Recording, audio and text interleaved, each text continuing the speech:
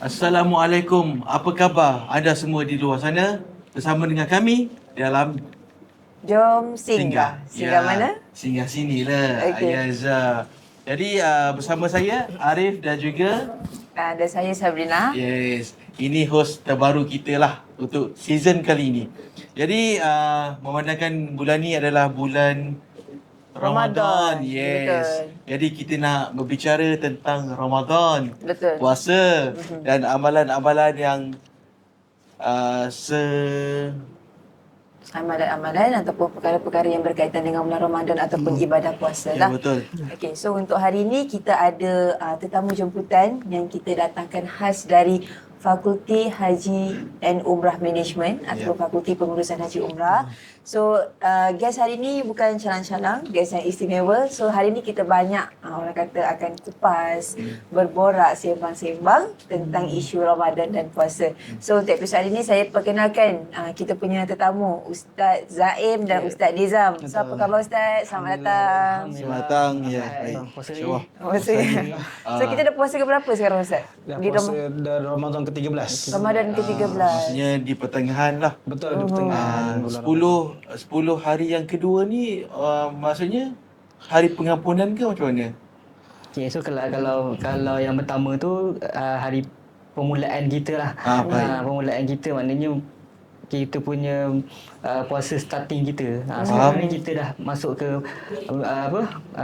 penyeraan yang pertengahan dah. Permulaan. So yang ketiga tu barulah pembebasan. Pembebasan. Kat sini Faham. sebab apa kita tak pengampunan.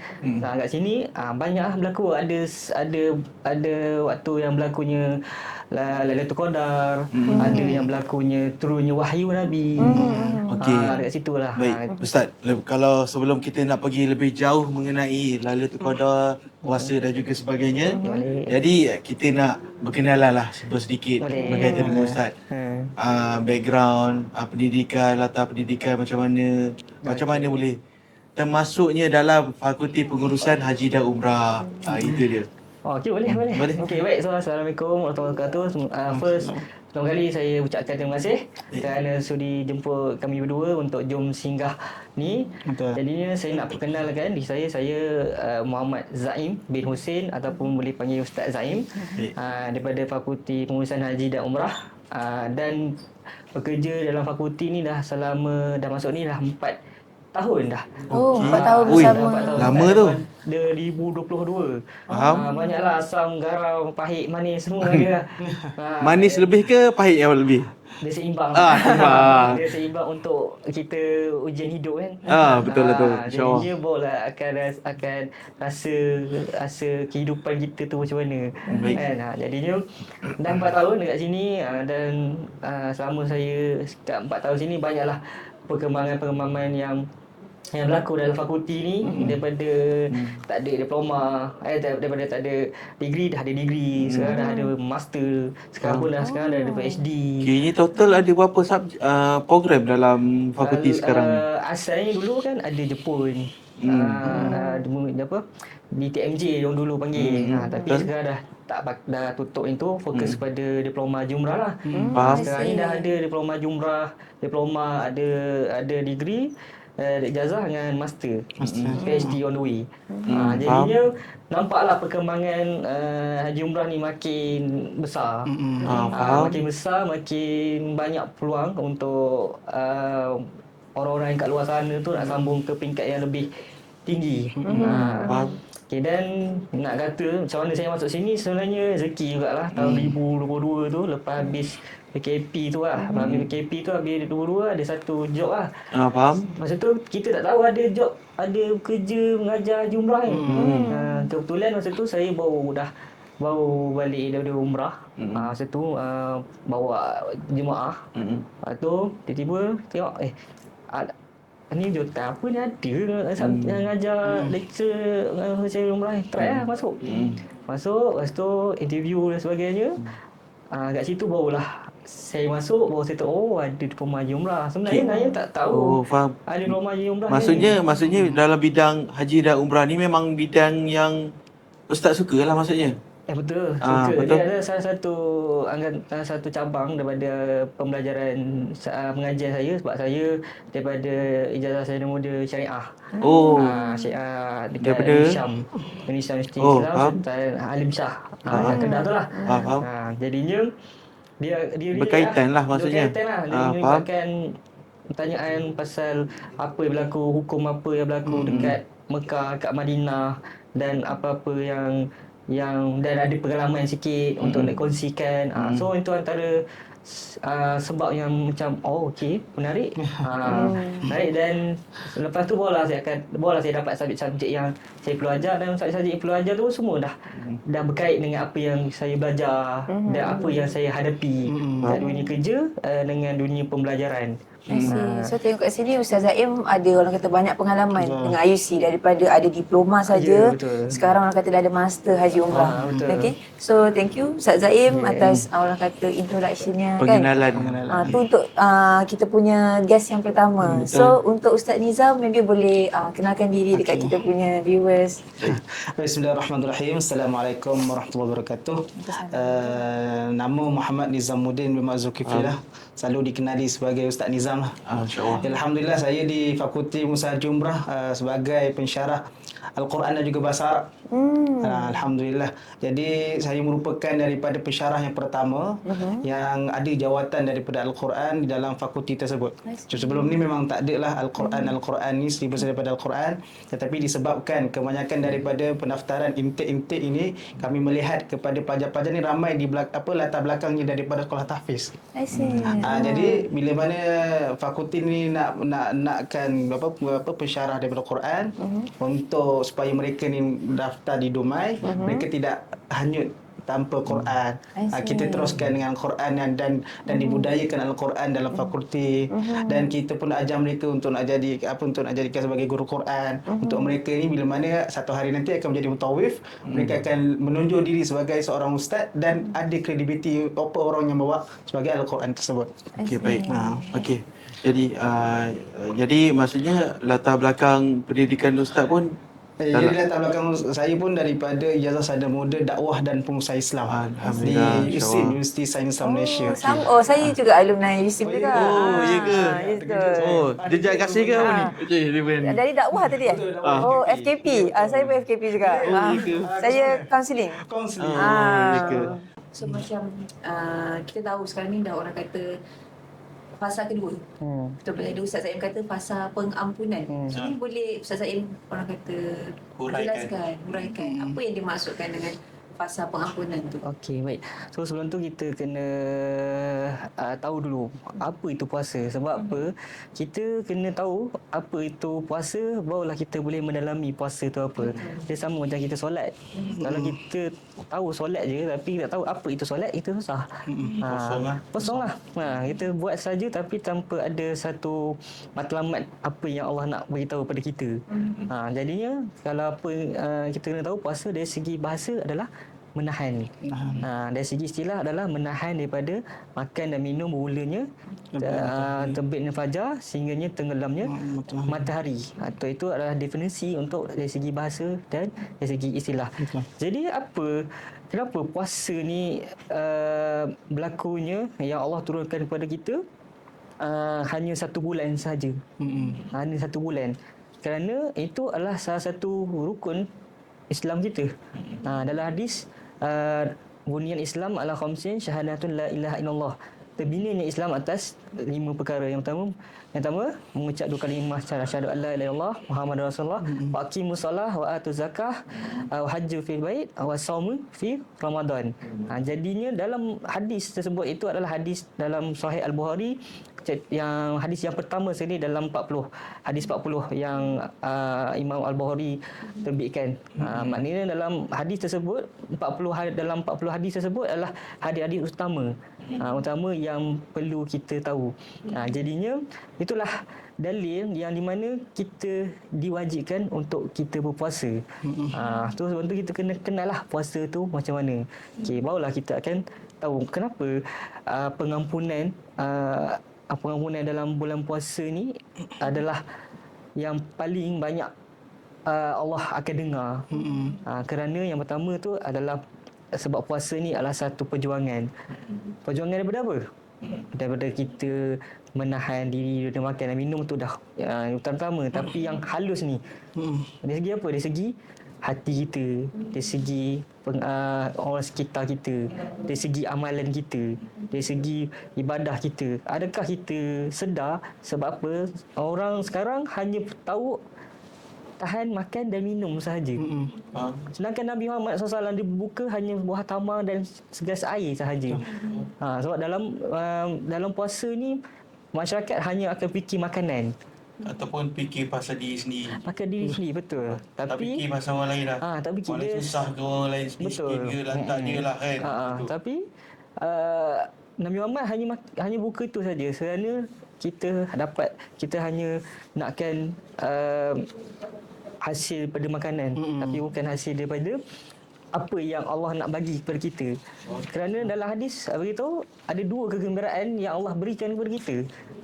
Yang pertama adalah masa kita berbuka puasa. Yang kedua adalah ketika kita nak menunggu nak buka puasa. Nikmat yang berbuka puasa. Okey, apa maksud dua perkara ni? Yang pertama adalah menunggu atau kegembiraan masa buka puasa.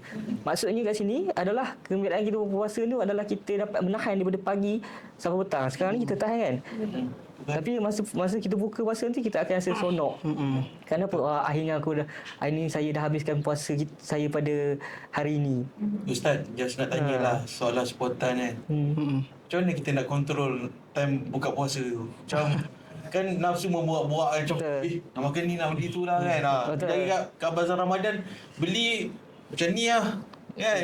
Bila dah balik makan itu je, dua je kan. Dua pinggan, macam satu pinggan je. Macam mana tu? Macam mana nak kontrol tu Ustaz? Okay, baik. So sebelum tu kita kena tahulah pada bulan puasa ni dalam hadis pun beritahu bahawa bulan puasa ni syaitan akan dibelenggu, ditutup, diikat, dibelenggu dan juga pintu-pintu neraka ditutup dan pintu-pintu syurga dibuka seluas-luasnya bagi orang yang berpuasa. Okey, sekarang ujian kita sekarang adalah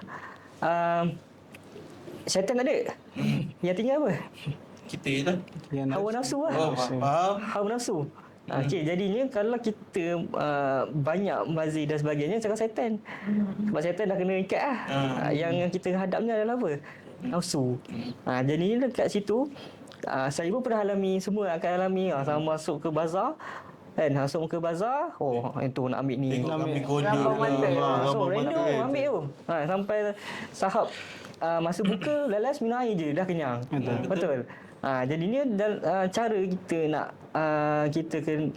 kita nak ni adalah kita kena tahu apa ganjaran bagi orang yang boleh tahan. Sebab apa? Orang yang dapat tahan nafsu dia daripada pemborosan dan sebagainya, pahala. Itu pahala sebenarnya. Tahan lah. Tak habis ni. Sekarang orang sedar. Jihad kecil. Jihad kecil tu sebenarnya. Itu salah satu pahala dan juga dalam hadis pun beritahu adalah itu salah satu penghapus dosa kita. Penghapus dosa. Kita pergilah sana, okey. Yang saya tahu saya nak beli air, saya nak beli makanan saja dengan kuih sikit. Okey, cukup itu je. Okey, so beli yang mampu habiskan. Sebab apa? Kalau kita beli banyak-banyak, pertama adalah yang paling banyak sekali adalah pembaziran dan pemborosan. So itu adalah sifat-sifat mazmumah, sifat-sifat yang tercela lah, memboros. Tapi kalau kita fikir, kita lawan sifat yang buruk ni, dapat pahala. Kita fikir, kini jihad kita, dapat pahala. Jadi dan kita fikirlah, dalil dalam hadis pun beritahu dalam sebelum puasa ni adalah waktu pengampunan kita, waktu Allah nak mengampunkan dosa kita. Jadinya kita kena tahu apa ganjaran yang Allah bagi masa sebelum puasa. InsyaAllah kita boleh kawal kita punya nafsu kita untuk pemborosan dan sebagainya lah. So sekecil-kecil benda pun orang kata pahala. Betul. Sebab kita tak sedar sebenarnya setiap perjuangan kita ni sebenarnya ada jihad kecil yang kita buat yang menyebabkan dosa kita ni boleh terhapus. Itulah bila Ustaz dah sentuh pasal hawa nafsu, sentuh pasal buka puasa, disiplin saya terlintas nak tanya Ustaz Nizam lah. Adakah puasa ni dapat membentuk disiplin seseorang tu dalam kehidupan seharian. Baik. Saya nak sentuh berkaitan dengan disiplin lah. Disiplin. Baik, dalam rukun Islam kena tahu bahawa ada kewajipan-kewajipan yang dia merangkumi keseluruhan disiplin. Kalau kita lihat rukun Islam yang kedua adalah solat. Solat ini adalah disiplin tu dari sudut waktu kena tepat. Kemudian solat itu dilakukan dari sudut ibadah badan, zahir badan dan juga ibadah percakapan. Sebab tu ada rukun qauli, rukun fi'li. Kemudian yang kedua ada dari sudut rukun yang ketiga adalah berpuasa di bulan Ramadan. Antara ibadah yang mana orang tak akan boleh nampak melainkan diri sendiri tahu. Jadi inilah yang dikatakan puasa merupakan ibadah batin. Kalau kita tengok orang berjalan, kita lihat tengok orang berjalan dekat atas jalan, kita tak tahu orang tu puasa ke tidak. Sebab apa? Puasa ni memang tak tahu, memang tak buat apa-apa.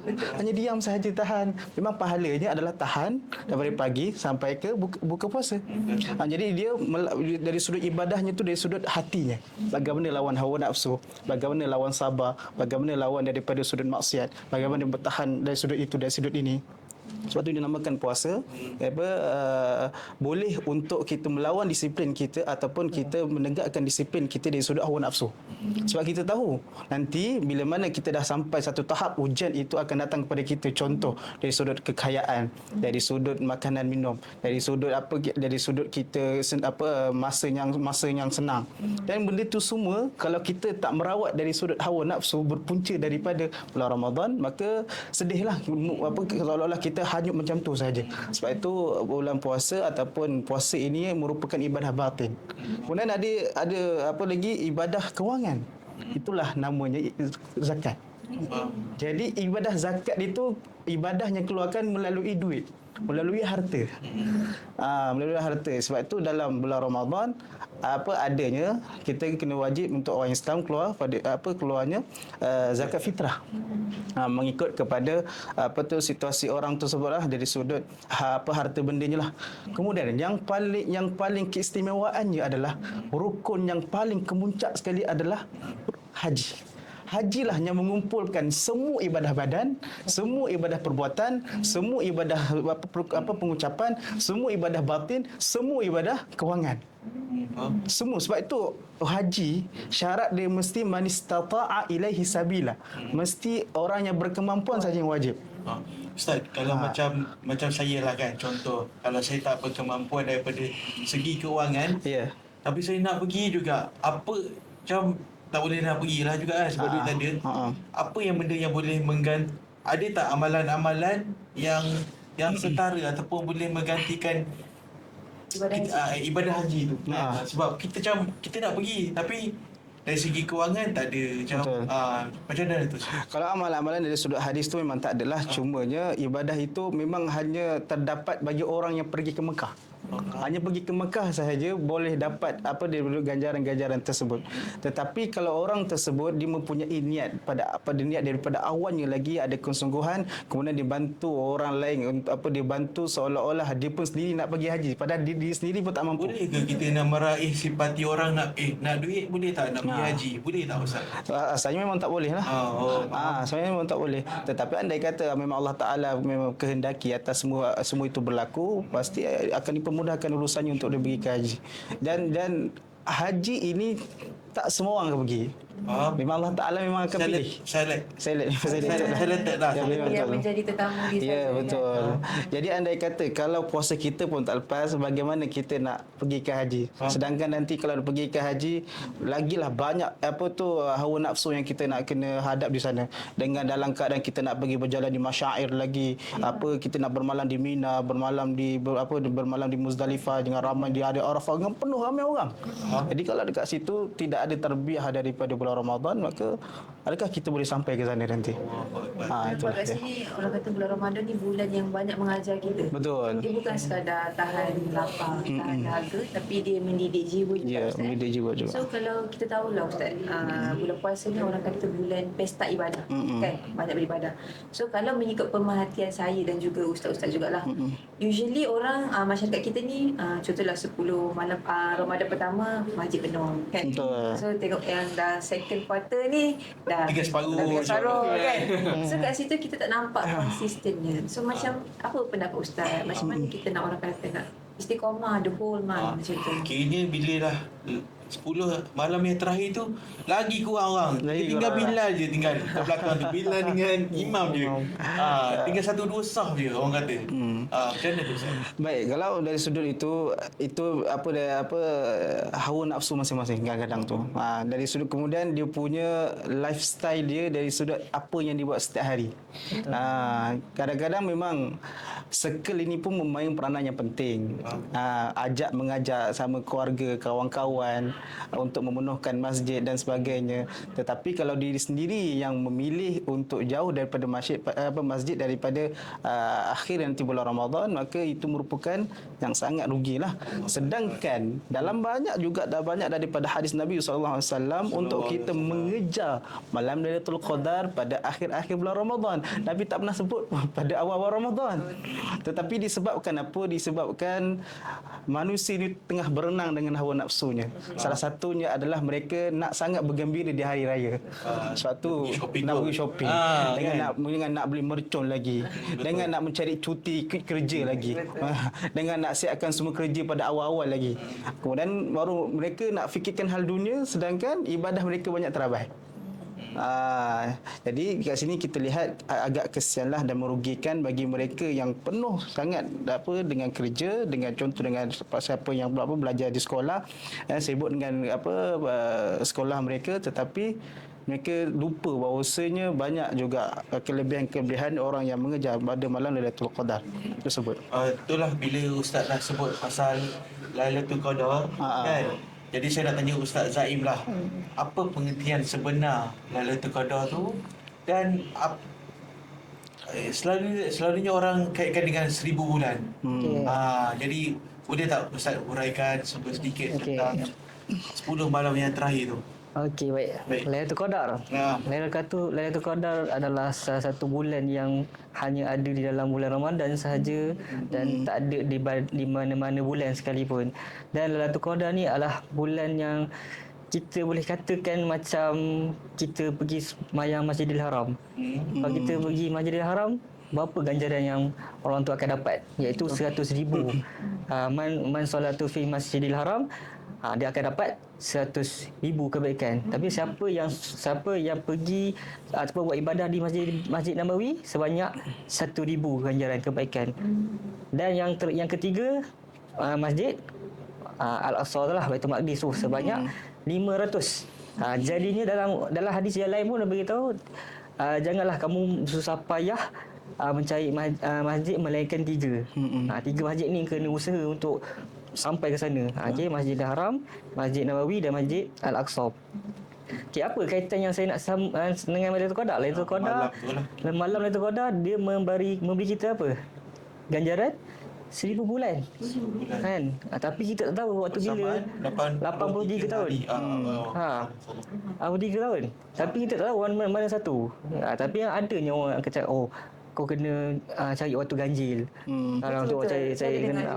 Okey, bagi pendapat saya kalau saya lah, baik konsisten je buat ibadah. Sebab kita tak tahu mana satu lakunya bulan tersebut. Sebab dari awal start daripada 10 awal tu lah, daripada umur 21 sampailah 30, kita tak tahu. Memanglah orang akan cakap, pilih waktu ganjil. Tapi memang ada hadis ni ke Ustaz? Ada, tapi cumanya kita risau, niat kita macam nak itu je.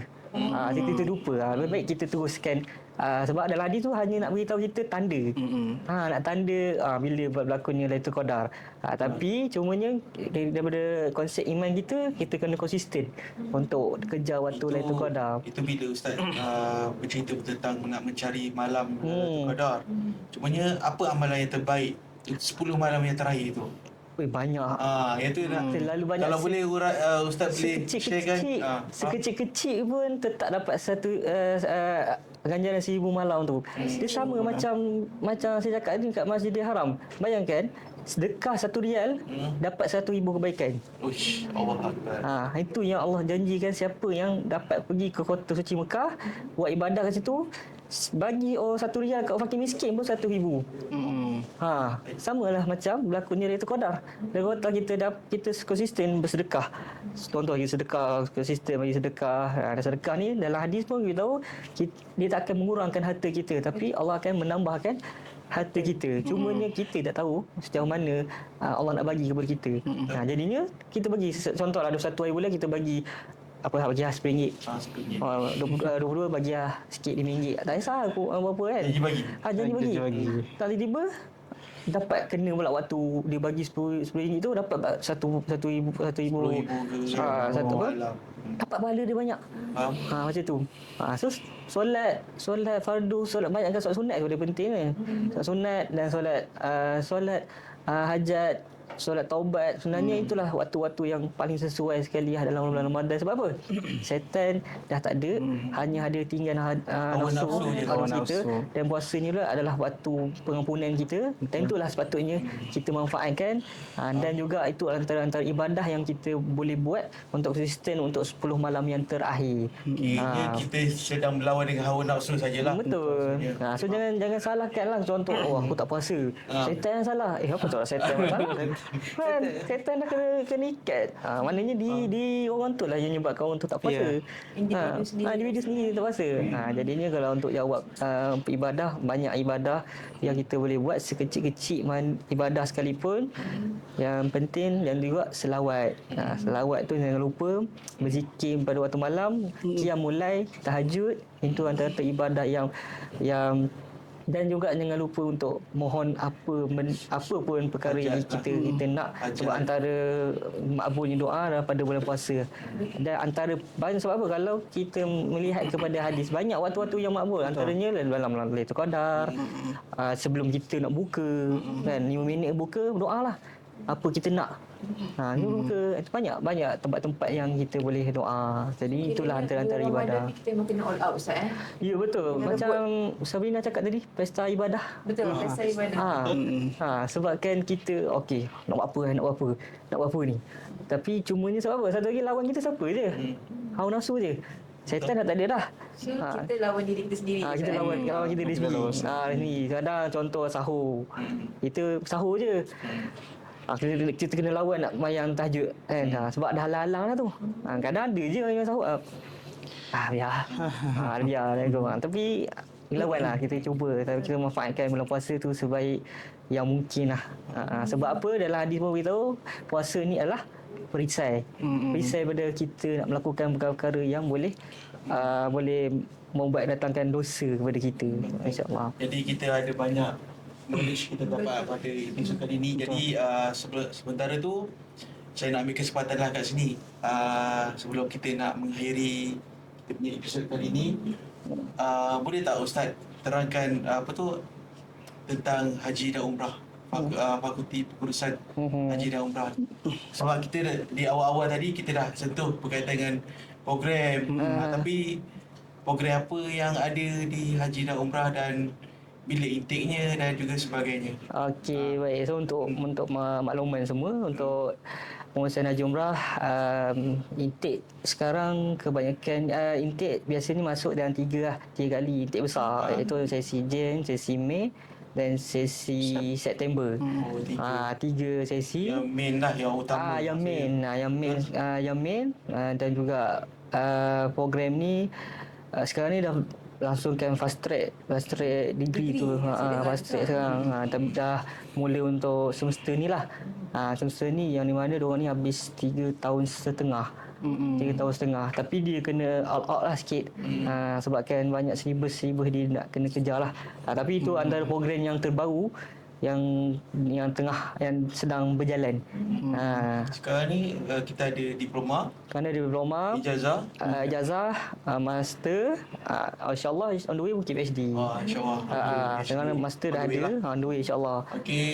Dan sebelum kita mengakhiri, betul-betul nak mengakhiri episod kali ni, jadi Ustaz ada apa-apa pesanan untuk kita semua di bulan Ramadan ni?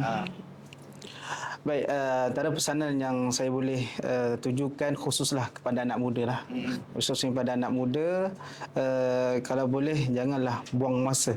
Sebab kata para ulama, Ramadan fursatul umur. Ramadan ni peluang hidup. Sebab Nabi kata umur umat aku ni pendek. Umur umat aku ni pendek. Sebab itu datangnya bulan Ramadan, datangnya bulan Lailatul Qadar, itu semua amalan-amalan seumpama kita ni pernah hidup pada zaman umat Nabi Nuh. Nabi Nuh alaihissalam panjang umurnya, wafat pada umur 600 tahun. Sebab itu ada malam Lailatul Qadar. Buat satu malam pahalanya 1000 bulan. Sebab tahu kita ni pendek umur, 60 ke 70 tahun Kiranya sahaja. keistimewaan tu pada umat Nabi Muhammad je lah. Betul. Malam Lailatul Qadar tu. Betul, memang khas untuk malam Lailatul Qadar itu khas kepada umat Nabi Muhammad sallallahu alaihi wasallam.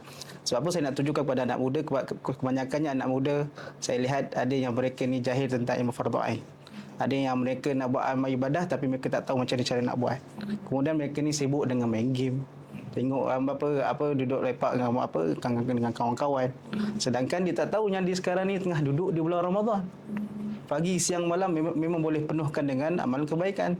Tetapi mereka itu membiarkan diri mereka menganggap tak apa, umur aku muda lagi. Aku boleh teruskan hidup. Sedangkan dia tak tahu esoknya mati ataupun tidak. Sedangkan Nabi dah kata kita ni umurnya pendek.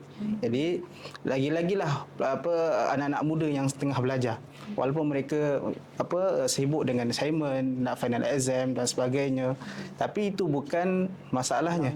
Sebab salah satu daripada jalan ibadah adalah menuntut ilmu. Sebab Nabi dah sendiri kata barang siapa yang sanggup keluar pergi menuntut ilmu, maka Allah Ta'ala akan mudahkan dia jalan ke syurga. Kalau jalan syurga tu, itu merupakan menuntut ilmu, salah satu daripada jalan ibadah. Jadi andai kata kalau dia pergi menuntut ilmu, lagi-lagi di fakulti kami, itu merupakan daripada jalan di ibadah untuk menuju ke syurga. Jadi kita niatkan bulan Ramadan, mudah-mudahan apa yang kita belajar ni semua adalah daripada ibadah. Itu sajalah dan nasihat saya untuk anak muda. Ustaz. Masalah. Jadi Ustaz Zaim ada kata-kata akhir. Okey, baik. Puasa.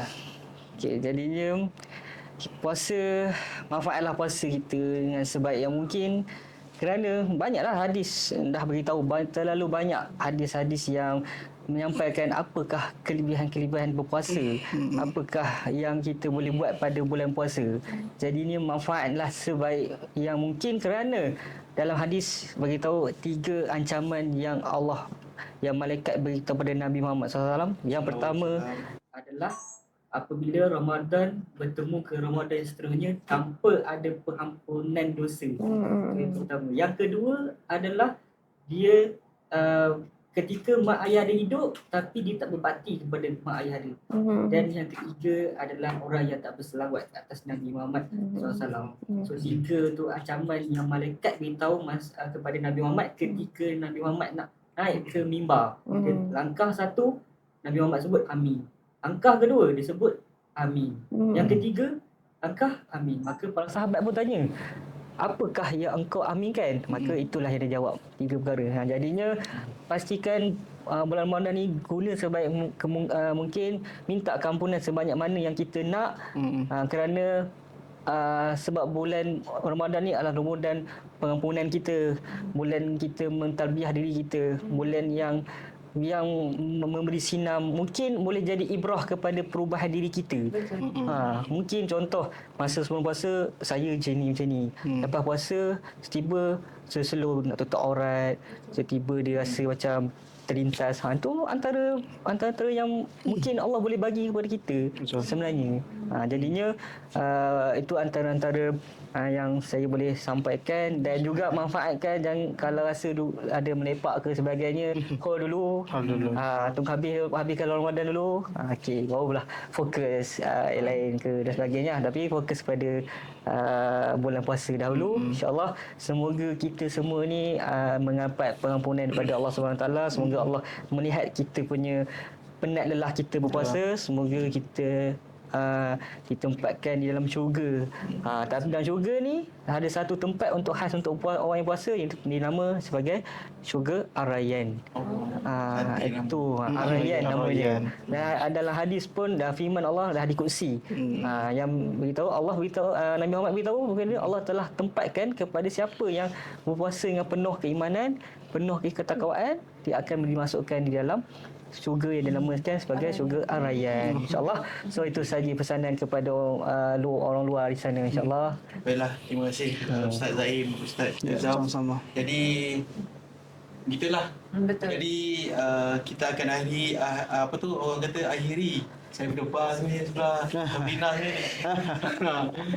Kita akan akhiri dengan serangkap pantun lah. Sangka mantap. Okey, pagi-pagi sakit gigi. Ayuh. InsyaAllah kita jumpa lagi. Sikit lagi. Itu saja untuk podcast kita hari ini. Okey. Sebenarnya saya rasa banyak dah cukup Ya. masa ni. Banyak Betul. sharing yang kita dapat kan. Tapi sebab kesuntukan masa, jadi saya nak ucapkan terima kasih sekali Sama-sama. kepada Zaim dan Ustaz Nizam. Terima kasih So juga. untuk viewers semua, kalau perlukan orang kata part tu, Part tu, insyaAllah. kalau nak lagi Ustaz Zaim dengan Ustaz Nizam datang kita punya podcast, so Ya. boleh komen.